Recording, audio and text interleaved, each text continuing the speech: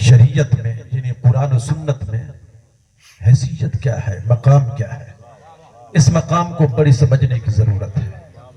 جیسے ہم یہ سمجھتے ہیں کہ ارکان اسلام ہے، وہ پہلا توحید و رسالت کی گواہی، نماز، روزہ، حج، زکوٰۃ، اور اسی طرح دیگر عبادات، اور ہم سب جانتے ہیں کہ کچھ فرائض ہیں، کچھ واجبات ہیں، کچھ سنن ہیں، کچھ مستحبات ہیں، اور بعض اوقات کچھ روایات ہوتی ہیں، اور کچھ رسوم و رواج ہوتے ہیں، یا لوگوں کے اپنے مشاغل ہوتے ہیں، اپنی پسند ناپسند، اپنا مزاج، اپنے تصورات ہوتے ہیں۔ لیکن اہل بیت اطہار کی جو محبت ہے، یہ محض ان کے ماننے والوں اور چاہنے والوں کی صرف روایت نہیں ہے، اور صرف اجر اور ثواب کے لیے بھی نہیں۔ یہ بات نہیں ٹھیک ہے، یہ سارے پڑھے لکھے اور مجھے کہا بھی گیا ہے، ضرورت نہ ہوتی تو کل بھی میں محسوس نہ کرے آپ اس بات۔ اچھا، یہ میں عرض کر رہا ہوں کہ اس کی شرعی حیثیت کو سمجھنے کی بڑی ضرورت ہے۔ آیا کہ یہ مستحب ہے یا صرف ثواب ہے یا حصول برکت کے لیے ہم کرتے ہیں؟ یہ محبت کا اظہار، اس کی حیثیت کیا ہے؟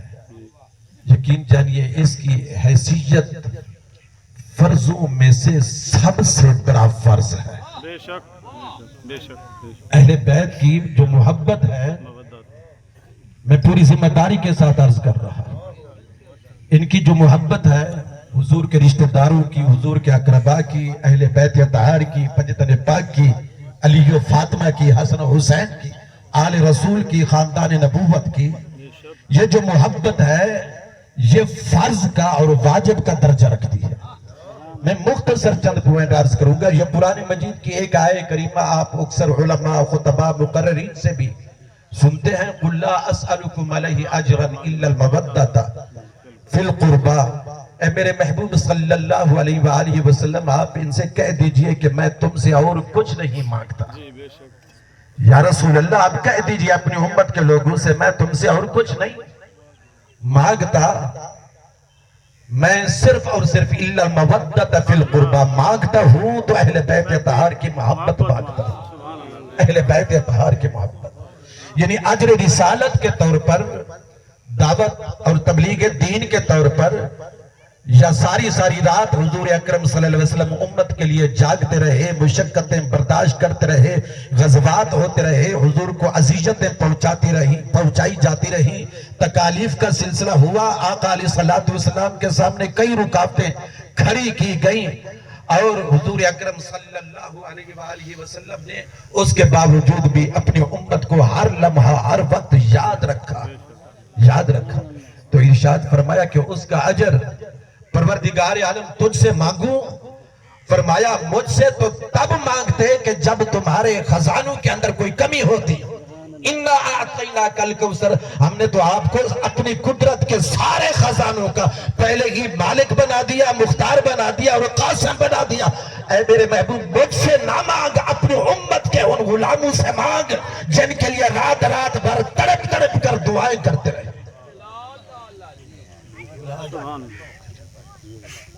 ان سے مانگے، پروردگار کیا مانگو؟ خود اللہ رب العزت نے فرمایا ان سے کہو اِلَّا الْمَوَدَّةَ فِي الْقُرْبَى، کہ آپ کے رشتہ داروں سے وہ محبت کریں۔ میں مختصر ایک جملہ عرض کر رہا ہوں، یعنی اہل بیت کی محبت کی سرکار دو عالم صلی اللہ علیہ وسلم نے ڈیمانڈ کی ہے، مانگی ہے حضور نے، سوال کیا ہے اپنے امت کے غلاموں سے۔ لیکن ایک فرق اور بھی ذہن میں رکھیں کہ سرکار دو عالم نے اہل بیت کی محبت کا تقاضا، ڈیمانڈ اپنی مرضی سے نہیں کی۔ کس کی مرضی سے مانگی ہے حضور نے؟ اہل بیت کی محبت۔ تو قرآن مجید کی یہی آیت کریمہ پہلا لفظ گواہ ہے اس بات پر کہ تاجدار کائنات نے اہل بیت کی محبت، پنجتن پاک کی محبت محض اپنی مرضی سے نہیں مانگی، اللہ نے حکم دیا تو خدا کی مرضی سے اہل بیت کی محبت مانگی۔ صحابہ کرام نے، عبداللہ بن عباس رضی اللہ تعالی عنہ کی روایت ہے، لما نزلت هذه الآیہ، یہ آیت کریمہ جب نازل ہوئی، تو صحابہ کرام نے حضور اکرم صلی اللہ علیہ وسلم سے پوچھ لیا یا رسول اللہ وہ جو تمہارے رشتہ داروں کی محبت یہ جو واجب ہوئی ہے، یعنی وہ سمجھ گئے، وہ تو قرآن کے مزاج کو سمجھتے تھے، یعنی قرآن کی آیت کا اترنا تھا، نازل ہونا تھا۔ سننے والے صحابہ پہلی فرصت میں سمجھ گئے کہ یہ جو قرآن کی آیت کے اندر اہل بیت اطہار کی محبت کا حکم دیا جا رہا ہے یہ کوئی عام درجہ نہیں، یہ واجب کا درجہ ہے۔ اب پوچھا یا رسول اللہ من قرابتک ہؤلاء الذین وجبت مودتہم علینا مودتہم، وہ رشتہ دار آپ کے ہیں کون جن کی محبت ہم پر واجب ہے کون؟ یا رسول اللہ خود ہی ارشاد فرمائے وہ کون سے آپ کے رشتہ دار ہیں، قرابت دار ہیں، اہل بیت ہیں جن کی محبت واجب ہے؟ تو حضور اکرم صلی اللہ علیہ وسلم نے پتہ ہے کیا فرمایا؟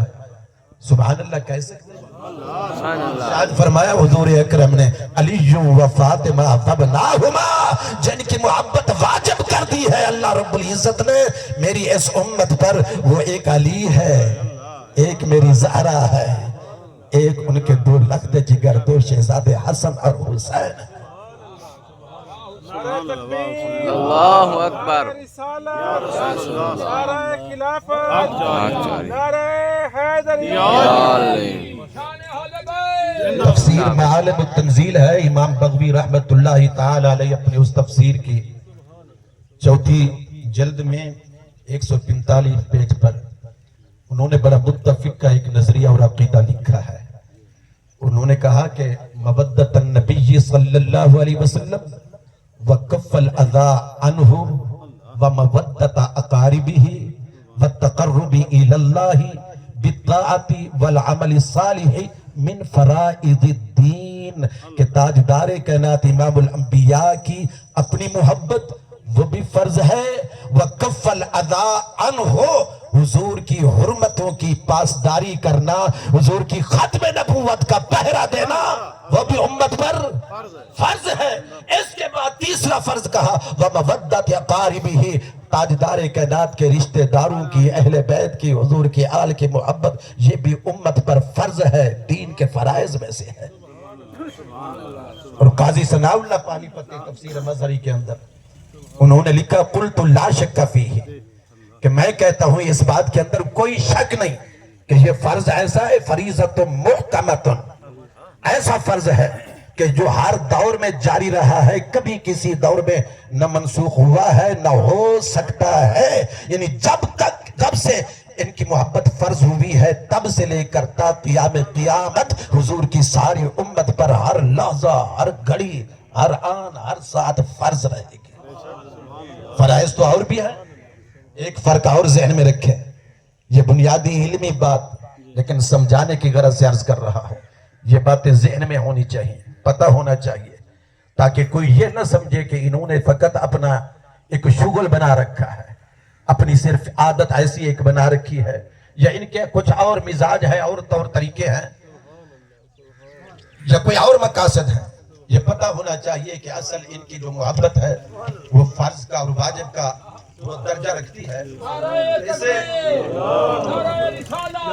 یہ بات بڑی قابل توجہ ہے۔ قاضی ثناء اللہ پانی پتی تفسیر مظہری، جن کی تفسیر مظہری پر ہر ایک کو اعتماد بھی ہے اور پورا اعتبار بھی ہے، انہوں نے لکھا کہ مجھے اس بات پہ کوئی شک نہیں ہے، حتیٰ کہ علامہ ابن تیمیہ جنہیں غیر مقلدین اور اہل حدیث بڑی کثرت سے ان پر اعتماد کرتے ہیں، پورا بھروسہ کرتے ہیں، جب انہوں نے تحقیق کی تو جب ریسرچ کرتے ہوئے مجبور ہو گئے اور لکھنا پڑا کہ جو اہل بیت اطہار کی محبت فرض اور واجب کر دی گئی ہے، میں نے پوری تعلیمات کا خلاصہ یہی اخذ کیا ہے کہ اس میں کوئی شک نہیں، حضور کے اہل بیت کی محبت فرض ہے امت، لیکن فرض تو اور بھی ہے، فرض تو حج بھی ہے نا، صاحب استطاعت صاحب نصاب لوگوں پر، مگر زندگی میں ایک مرتبہ فرض ہے، اور زکوٰۃ سال میں ایک مرتبہ، حج زندگی میں ایک مرتبہ، زکوٰۃ سال میں ایک مرتبہ،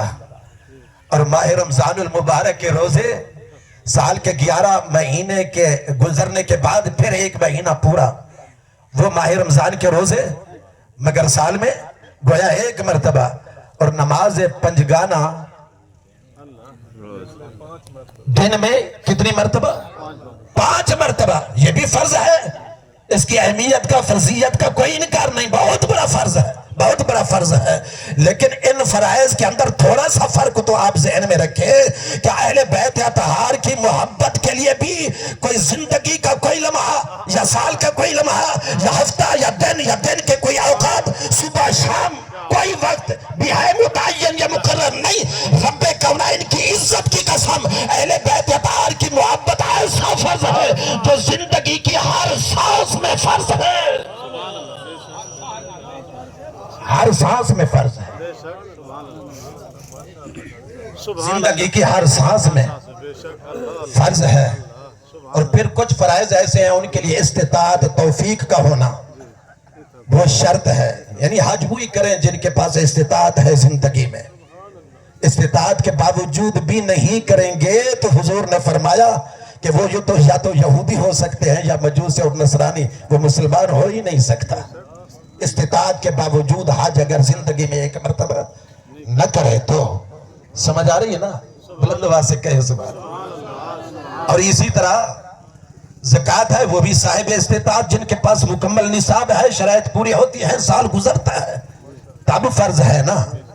लेकिन इसके लिए भी मैं समझता हूं एक इस्तिताअत है, इस्तिताअत एक शर्त है अहले बैत की मोहब्बत के लिए। भला आप सोचेंगे, समझेंगे, कोशिश करेंगे कि वो कौन सी इस्तिताअत है मशरूत कर दिया गया है। हाँ, वो इस्तिताअत ये है कि अहले बैत की मोहब्बत के लिए पहले दिल में ईमान भी होना चाहिए। अगर ईमान है तो फिर समझो कि उनकी मोहब्बत हर सांस में फर्ज है। ये तो फर्ज है, ये मैं बुनियादी बात अर्ज कर रहा हूं, लेकिन फर्ज वो जो सबसे बड़ा फर्ज है, ये अरकान इस्लाम में से सबसे बड़ा फर्ज कौन सा है? नमाज है, इसमें है कोई शक की गुंजाइश? नमाज है सबसे बड़ा फर्ज। लेकिन वही नमाज भी एक और फर्ज से मशरूत है, मशरूत है, एक और फर्ज है। नमाज अल्लाह की इबादत, मगर मशरूत है, किस बात से मशरूत है? कि जब तक के आले मुस्तफा पर दरूद नहीं पढ़ा जाएगा। इमाम शाफई ने मुत्तफिका एक फतवा लिखा है, या अहले बैत रसूलिल्लाहि हुब्बकुम फर्जुम मिनल्लाहि फिल कुरआन अंज़लहू। ऐ अहले बैत के लोगों, तुम्हारी मोहब्बत उम्मत मुस्तफा पर फर्ज कर दी गई है, और फर्ज किसी दूसरे जराए में नहीं, खुद कुरान के अंदर हुक्म नाजिल हुआ है। और मल्लम युसल्ली अलैकुम ला सलात लहू, और तुम्हारी अजमत, तुम्हारी शान, तुम्हारी शौकत के लिए, तुम्हारे मकाम और मर्तबा के लिए तो बस इतना ही काफी है। कोई समझे या ना समझे, मगर इतना नुक्ता काफी है कि जब तक कि उन पर दरूद नहीं पढ़ा जाएगा, जिस कदर भी खुशू और खुजू से पढ़ी हुई नमाज है रद्द कर दी जाएगी, कबूल नहीं होगी, कबूल नहीं होगी। और यही वजह है कि सरकार इतनी फर्ज थी, इतना वाजिब थी, इतना दर्जा था, तो इसलिए हुजूर के अलावा हुजूर के सहाबा ने भी, तवज्जो है समझ रात की, हुजूर के सहाबा ने भी और सहाबियात ने भी अहले बैत अतहार की मोहब्बत का न सिर्फ कौल से, न सिर्फ फरमान से, न सिर्फ तालीमात से दर्स दिया है, बल्कि अपने अमल के जरिए साबित करके दर्स दिया है। या सैयदना सिद्दीक अकबर का वो कौल मुबारक जो बुखारी शरीफ में है, अपने दौरे खिलाफत के आखिरी अय्याम में जब उन्हें महसूस हुआ कि अब उनके आखिरी अय्याम है, उन्होंने अजीम शान खुतबा दिया। उस खुतबे के अंदर बुखारी के अल्फाज है, वो कह रहे थे उक़बू मुहम्मदन फी अहली बैतिही, बाकी मुआमलात हुकूमत के खिलाफत के चलते रहेंगे, लेकिन एक बात कतई फरामोश न करना, हरगिज़ न भूलना कि अगर मोहम्मद अरबी की रज़ा चाहते हो, मारिफत चाहते हो और राजी करना चाहते हो, तो उनकी रजा तुम्हें कहां मिलेगी? अहले बैत अतहार के दामन में मिलेगी। कौन कह रहे हैं? सैयदना सिद्दीक अकबर और हजरत अब्दुल्ला बिन उमर जो सैयदना फारूक आजम के शहजादे हैं, انہوں نے کہا کہ وَكَانَ آخِرُ مَا تَكَلَّمَ بِهِ رسول اللہ صلی اللہ علیہ وسلم اخلفونی فی اہل بیتی. عبداللہ بن عمر سیدنا فاروق اعظم کے صاحبزادے وہ کہہ رہے ہیں کہ آخری کلام مصطفیٰ کریم صلی اللہ علیہ وسلم کا وصال سے چند لمحے پہلے وہ کیا تھا؟ وہ یہی تھا کہ حضور فرما رہے تھے کہ میرے بعد میرے اہل بیت کا خیال رکھنا، انہیں اذیت نہ پہنچانا، انہیں تکلیف نہ پہنچانا. یہ عبداللہ بن عمر کہہ رہے ہیں. سمجھ آ رہی ہے یہ بات؟ اور یہ تو عبداللہ بن عمر ہیں، اور ان کے اپنے والد گرامی جو سیدنا فاروق اعظم ہیں، انہوں نے کیسے سکھائی ہے ان کی محبت. میں مختصر عرض کر دوں تفسیر زمخشری کے اندر، ذبح عظیم کے اندر مناقب آل ابی طالب، یہ مختلف مکاتب فکر کی اپنی اپنی کتب، اور یہ حوالے ہر کتاب کے اندر تاریخ کے اوراق کے اندر محفوظ ہے کہ جب مال غنیمت تقسیم ہو رہا تھا، ایک وقت آیا، کیونکہ میں زیادہ طوالت میں نہیں جاتا، کہ مال غنیمت مدائن جب فتح ہو گیا، ایران جب فتح ہو گیا، کسرا کو شکست ہوئی، اور سیدنا فاروق اعظم رضی اللہ تعالی مسجد نبوی کے اندر وہ مال غنیمت تقسیم کر رہے ہیں، اور اسی اثناء میں عبداللہ بن عمر رضی اللہ تعالی عنہ وہ کھڑے ہو جاتے ہیں سیدنا امیر المؤمنین عمر بن خطاب کی بارگاہ میں، اور ایک سوال کرتے ہیں کہ آپ نے میری نسبت ان کو زیادہ مال غنیمت سے نوازا ہے، یعنی امام حسن کو بھی اور امام حسین کو بھی، اور پورا مجمع جس کے اندر وہ مجاہدین ہیں، ان کے سپاہی ہیں، وہ جنگ کے لیے جانے والے، لڑنے والے، وہ سارے موجود ہیں. اب وہ مال غنیمت تقسیم کر رہے ہیں. ایک تو پہلی بات یہ ہے کہ سب سے پہلے انہوں نے پریفر کیا، ترجیح دی تو ان دو شہزادوں کے، ایک کا نام امام حسن ہے، ایک کا نام امام حسین ہے. اور پھر جب بانٹنے لگے وہ مال غنیمت تو انہیں چونکہ ترجیح دے چکے تھے، اب اپنے بیٹے عبداللہ بن عمر کی باری آئی نا تو وہ اٹھ کر کھڑے ہو گئے اور کہا ابا جان یہ کیا سبب ہے؟ یہ تو چھوٹے چھوٹے مدینہ کی گلیوں میں ابھی کھیلا کرتے تھے، میں بڑے بڑے غزوات کے اندر شریک ہو کر جہاد کیا کرتا تھا، میں تو اس نسبت سے ان سے زیادہ سینئر ہوں، عمر میں بڑا ہوں، لہٰذا میرا بھی حق یہی بنتا تھا جیسے انہیں دیا، کم از کم ان کے برابر مجھے بھی دیتے. جب وہ بولے رب کی عزت کی قسم، تاریخ کی کتابوں میں آیا ہے، سیدنا فاروق اعظم رضی اللہ تعالی عنہ جلال میں آ گئے اور اپنے بیٹے کو مخاطب کر کے للکار کر سمجھانے لگے اور کہنے لگے اذهب فاتنی بأبن كأبيهما وأم كأمهما وجد كجدهما وعم كعمهما وعمة كعمتهما وخال كخالهما وخالات كخالاتهما. ان شہزادوں سے مقابلہ کرنے والے میرے بیٹے، تجھے یہ جسارت کیسے ہوئی؟ کبھی یہ بھی سوچا کہ جیسے ان کا خاندان ہے ایسا خاندان پوری کائنات میں ہے کوئی ان کی ابا کی مثال پوری کائنات میں؟ جیسے ان کی ماں زہرا کا مقام ہے کوئی اس کائنات میں ان جیسا؟ جیسے ان کے نانا ہے کوئی کائنات میں ان جیسا نانا کسی کا؟ جیسے ان کے چچا ہیں، جیسے ان کے ماموں ہیں، جیسے ان کی خالائیں ہیں. المختصر فَإِنَّكَ لَا تَعْتِينِي بِكْ، جا تلاش کر ڈھونڈ کائنات پھر آ کر مجھے بتا، پھر آ کر مجھے بتا. لیکن تو کیسے بتائے گا؟ فَإِنَّكَ قَدْ لَا تَعْتِينِي بِكْ، تو کیسے بتائے گا؟ وہاں تو جبریل امین بھی عاجز آ گئے تھے اور انہوں نے سیدہ عائشہ صدیقہ کی خدمت میں ان کی روایت کے مطابق برملا اس بات کا اعتراف کیا تھا کہ پوری کائنات میں گھوما ہوں، پھرا ہوں، مشرق گیا، مغرب گیا، شمال گیا، جنوب گیا، لیکن قلبت الارض مشارقها ومغاربها فلم اجد رجلا افضل من محمد. میں نے مشرق کو ڈھونڈ مارا ہے، مغرب کو، شمال و جنوب کو ڈھونڈ مارا، آدم سے لے کر عیسیٰ روح اللہ تک نبیوں کے پاس پہنچا، رسولوں کے پاس پہنچا، لیکن رب کی عزت کی قسم نہ تو محمد جیسا پوری کائنات میں نظر آیا، نہ ہی محمد کے خاندان جیسا کوئی نظر آیا ہے. اور اس لیے انہوں نے کہا آفا کہا گردیدہ نعرہ خلافت، میرے بتا مرزیدہ بسیار خوبہ دیدہ، لیکن تو چیزیں دیگری. کوئی اچھا مثبت خیال رکھنے والا رپورٹر بیٹھا تھا، فوراً اٹھا، علی شیر خدا کے پاس پہنچا اور کہا کہ آج عمر بن خطاب آپ کے شہزادوں کے بارے میں ان کے یہ مناقب فضائل اس انداز میں بیان کر رہے ہیں. تو علی شیر خدا ان کی آپس میں محبت دیکھی، انہوں نے بھی کہا کہ جاؤ انہیں بھی کہہ دو کہ میں نے بھی مصطفیٰ سے ایک فرمان سنا ہے، سمیعت رسول اللہ صلی اللہ علیہ وسلم عمر بن خطاب سراج اہل الجنہ رسول خدا سے سنا ہے کہ عمر بھی جنت والوں کے لیے چراغ کی مانند ہوگا۔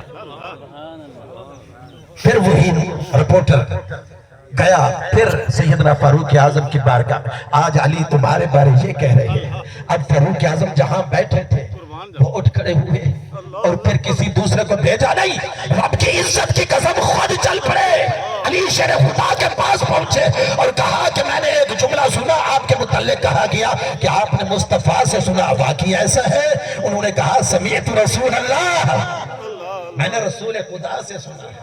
حضور اکرم نے فرمایا ہے کہ عمر جنت والوں کے لیے ایک چراغ کی مانند ہے۔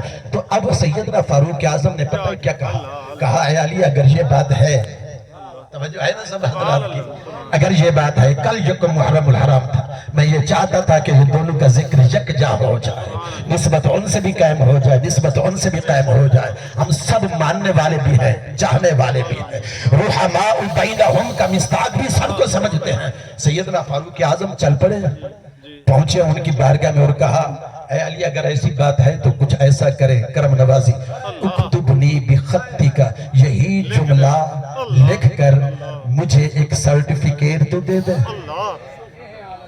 انہوں نے لکھا، انہیں دیا، یہ گھر لے کر آئے اور اپنے وصال سے پہلے اپنی اولاد کو وصیت کی کہ یہ علی کے ہاتھوں کا لکھا ہوا سرٹیفکیٹ میں اس لیے لایا ہوں، گھر میں رکھا ہے کہ میرے مرنے کے بعد میرے کفن کے اندر اسے لپیٹ کر رکھ دینا، مجھے یقین ہے کہ ان جیسوں سے ملا ہوا سرٹیفکیٹ ہر جگہ پر کارآمد ہوگا، قبر میں بھی اور حشر میں بھی، جب صحابہ کرام بھی ان جیسے لوگوں سے سرٹیفکیٹ لے رہے ہیں اور ہم اور تم، اللہ توفیق عمل عطا فرمائے۔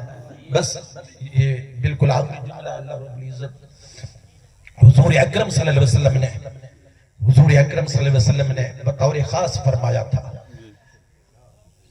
سبحان اللہ، خاص طور پر غدیر خم کے موقع پر، یوم غدیر کے موقع پر، اذکرکم اللہ فی اہل بیتی، اذکرکم اللہ فی اہل بیتی، اذکرکم اللہ فی اہل بیتی۔ وہ تو صحابہ کہتے رہے نا، محبت سکھاتے رہے، لیکن حضور نے یوم غدیر کے موقع پر مسلم اور مسند احمد بن حنبل ان احادیث کا خلاصہ 3 مرتبہ حضور نے تاکید، نصیحت بلکہ وصیت کرتے ہوئے ارشاد فرمایا کہ میرے اہل بیت کا خیال رکھنا، میرے اہل بیت کا خیال۔